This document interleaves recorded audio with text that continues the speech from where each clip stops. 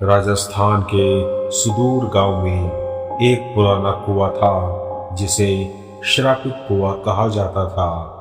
गांव के बुजुर्गों का मानना था कि उस कुएं में कोई अलौकिक शक्ति रहती है जो रात के समय गांव वालों को अपनी ओर खींचती है। दिन में कोई उस कुएं के पास भी नहीं जाता था और रात में तो दूर दूर तक सन्नाटा छा जाता था। गांव की एक परंपरा थी कि बच्चे जब 10 साल के हो जाते थे तो उन्हें उस कुएं की कहानी सुनाई जाती ताकि वे वहां जाने से बच सके। इस परंपरा के पीछे एक भयानक कहानी छिपी थी। रामनाथ गांव का सबसे बुजुर्ग व्यक्ति था। उसका कहना था कि 50 साल पहले जब वह जवान था तब उसने अपनी आंखों से उस कुएं की भयावहता देखी थी। उसने बताया कि उस समय गांव के कुछ नौजवान कुएं के पास जुआ खेलने जाते थे।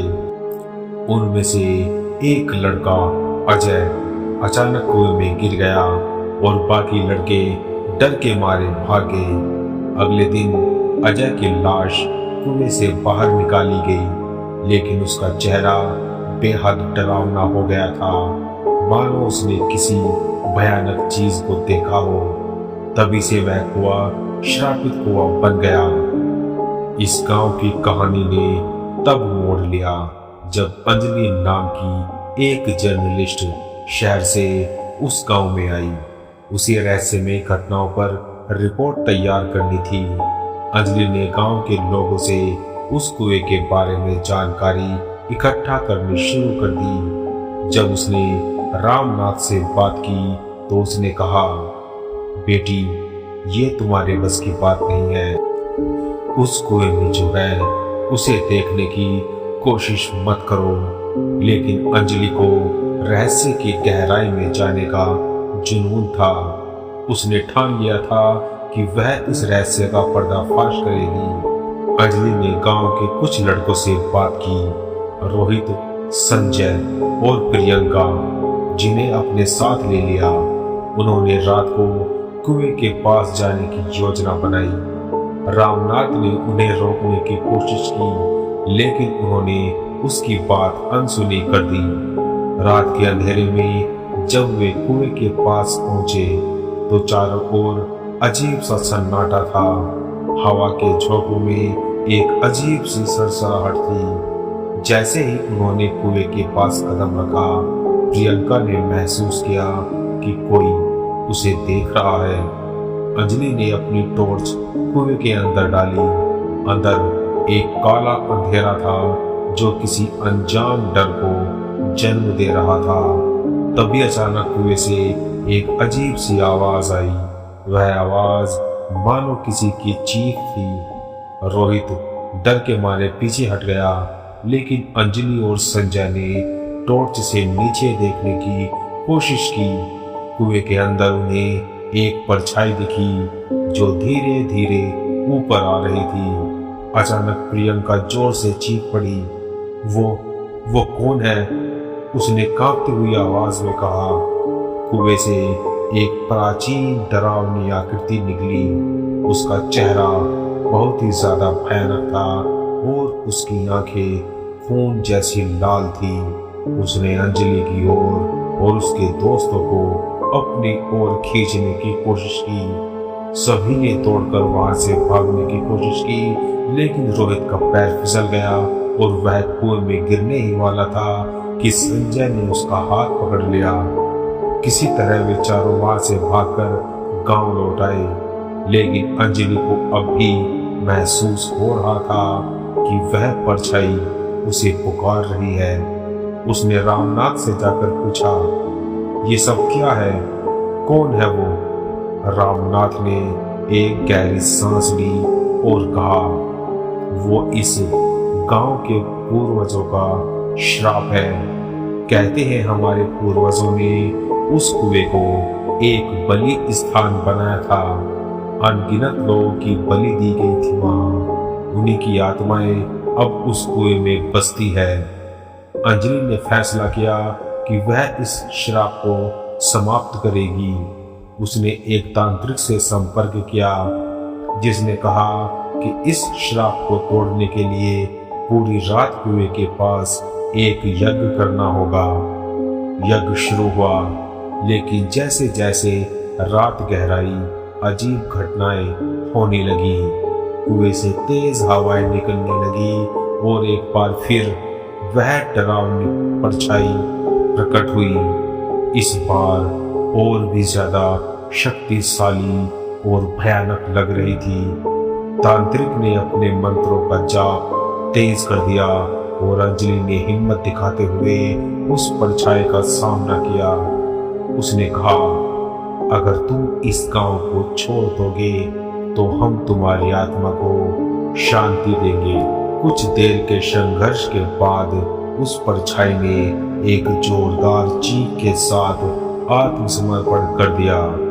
यज्ञ समाप्त हुआ और श्रापित कुआ शांत हुआ। अगले दिन सूरज चमक रहा था। गांव के लोगों ने पहली बार कुएं के पास शांति महसूस की।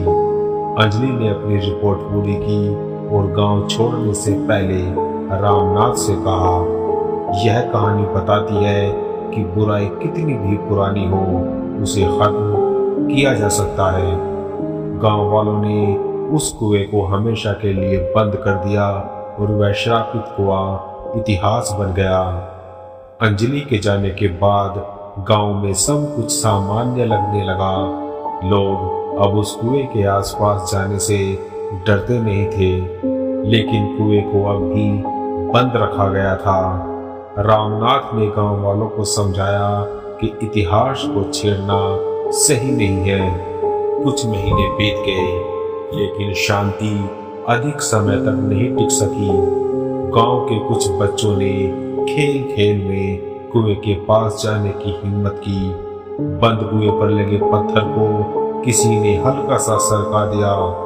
बच्चों ने झांक कर अंदर देखा और फिर चीखते हुए भाग गए। उन्होंने बताया कि उन्हें कुएं के अंदर कुछ चमकता हुआ चीज दिखाई दी। अंजलि शहर लौटकर अपनी सामान्य जिंदगी में व्यस्त हो गई थी, लेकिन एक दिन उसे गांव से एक चिट्ठी मिली। चिट्ठी में लिखा था, कुआं अब भी जिंदा है, हमारी मदद करो। यह चिट्ठी रामनाथ के नाम से लिखी गई थी। अंजलि के अंदर का खोजी जर्नलिस्ट फिर से जाग उठा। वह अपने कैमरे और साथी उपकरण लेकर फिर गांव लौट आई। गांव पहुंचने पर उसने देखा कि लोग अब भी डरे हुए थे। बच्चों ने उसे अपनी बात दोहराई। रामनाथ ने कहा, मुझे डर था कि यह सब फिर शुरू होगा।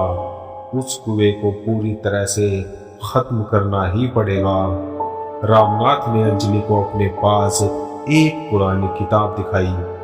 यह किताब गांव के पूर्वजों ने लिखी थी, जिसमें कुएं से जुड़ी रहस्यों का पूरी तरह से वर्णन किया गया था। किताब में लिखा था कि कुएं के अंदर एक प्राचीन मणि है जो अलौकिक शक्तियों का स्रोत है। यह मणि उन बलि दी गई आत्माओं को आकर्षित करती है। किताब के अनुसार मणि को कुएं से निकाल कर चलाना ही एकमात्र तरीका था, जिससे कुएं का श्राप हमेशा के लिए खत्म हो सके। लेकिन इसमें एक चेतावनी भी थी, जो कोई मणि को छुएगा उसकी आत्मा हमेशा के लिए श्रापित हो जाएगी। अंजलि ने फिर से अपनी टीम बनाई। इस बार उसके साथ गांव के दो नौजवान लड़के राजू और दीपक थे। रामनाथ ने उन्हें चेतावनी दी, इस बार डर और भी बड़ा होगा। अगर तुम तैयार नहीं हो तो पीछे हट जाओ। लेकिन अंजलि और उसकी टीम डटी रही। उन्होंने रात को कुएं में जाने की योजना बनाई। आधी रात को टॉर्च और रस्सी के साथ वे कुएं के अंदर उतरे। कुएं के अंदर का दृश्य बेहद डरावना था। दीवारों पर अजीब सी परछाइयां बनी हुई थी और चारों ओर गूंजती हुई सरसराहट की आवाज सुनाई दे रही थी। जैसे जैसे वे नीचे उतरते गए हवा भारी होती गई। दीपक ने कहा, यहाँ सांस लेना मुश्किल हो रहा है, लगता है हमें लौट जाना चाहिए। लेकिन अंजलि ने हिम्मत दिखाई और आगे बढ़ी। कुएं के तल पर पहुंचते ही उन्हें एक चमकती हुई मणि दिखाई दी। वह इतनी चमकीली थी कि पूरा कुआं उससे रोशन हो रहा था। लेकिन जैसे ही उन्होंने मणि के करीब कदम रखा, कुएं में चारों ओर चीखों की आवाजें गूंजने लगी। मणि की रक्षा के लिए कई आत्मा अचानक से वहां पर प्रकट हुई। वे अंधेरे से निकली और उनकी परछाइयां बेहद डरावनी थी। राजू ने अपनी रस्सी से आत्माओं को भगाने की कोशिश की, लेकिन वे और भी ज्यादा भयानक होती जा रही थी। अंजलि ने हिम्मत करते हुए मणि को उठाने की कोशिश की। जैसे ही उसने मणि को छुआ, एक जोरदार झटका लगा। उसकी आंखों के सामने कई दृश्य आए। बलि की जाती हुई आत्माएं, तांत्रिकों के मंत्र और वह श्राप जो उस कुएं पर लगाया गया था। अंजलि ने महसूस किया कि मणि को नष्ट करने का एकमात्र तरीका था उसे खुद के साथ ले जाना। उसने रामनाथ और दीपक से कहा, तुम लोग यहाँ से बाहर निकल जाओ, मैं इसे नष्ट कर दूंगी। दीपक और राजू ने उसे रोकने की कोशिश की, लेकिन अंजलि ने उन्हें धक्का देकर रस्सी की ओर भेज दिया। मणि को लेकर वह कुएं के तल में और गहराई तक गई। ऊपर आते ही राजू और दीपक ने देखा कि कुएं से एक तेज रोशनी निकली और फिर सब कुछ शांत हो गया। अंजलि का कोई पता नहीं चला। गांव में अगली सुबह सब कुछ सामान्य था। कुएं के पास कोई डर नहीं बचा था। लोगों ने महसूस किया कि श्राप अब पूरी तरह से खत्म हो गया है। रामनाथ ने कहा, अंजलि ने अपनी जान देकर इस श्राप से हमें मुक्ति दिलाई। उसकी कुर्बानी को हमेशा याद रखा जाएगा। कुएं को पूरी तरह से भर दिया गया और वहां पर एक मंदिर बनाया गया, जहां अंजलि की याद में एक दीपक हमेशा जलता रहता है। कहानी यही समाप्त होती है, लेकिन अंजलि की बहादुरी और बलिदान गांव वालों के दिलों में हमेशा जीवित रहेगा। आज की हमारी इस कहानी में इतना ही। अगर आपको हमारी ये कहानी अच्छी लगी तो लाइक करें, शेयर करें। मिलते हैं नेक्स्ट स्टोरी में।